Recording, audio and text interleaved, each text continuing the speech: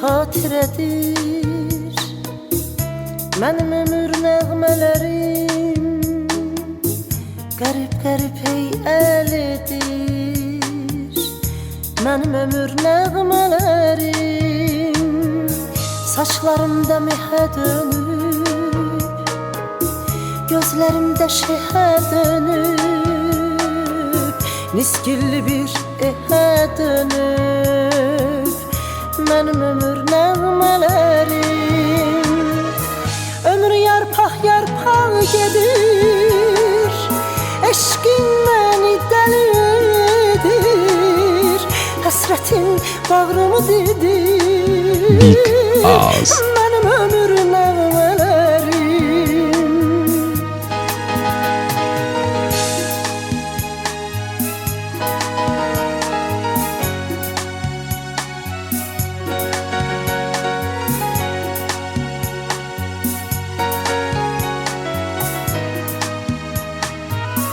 Niyə yozulmur bu yuxum,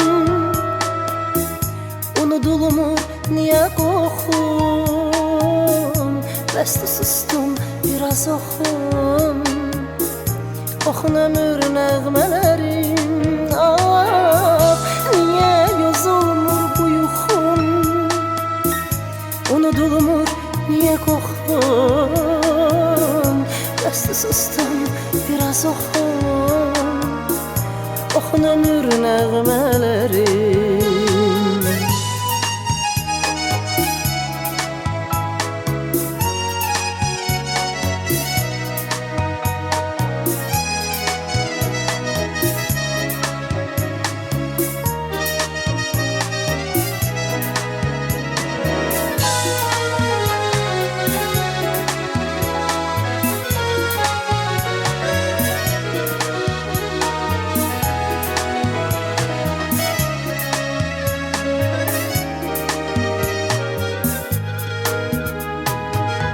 Hər yerdə səni gəzirəm, dağda dözməz mən dözürəm, dözüb özümü üzürəm mənim ömür nəğmələrim.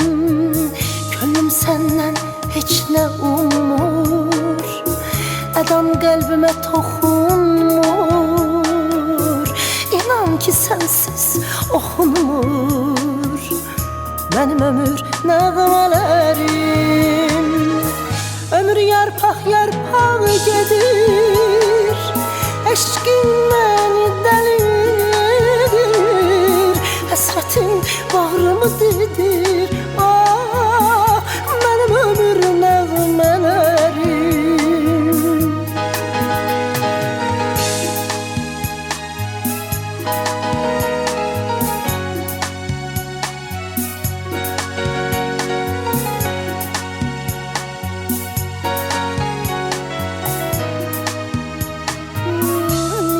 Yozulmur bu yuxum, unudulmur niyə qoxum, bəsdə sustum biraz oxum,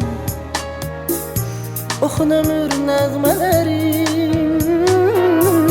Niyə yozulmur bu yuxum, unudulmur niyə qoxum, bəsdə sustum biraz oxum, oxun ömür nəğmələri.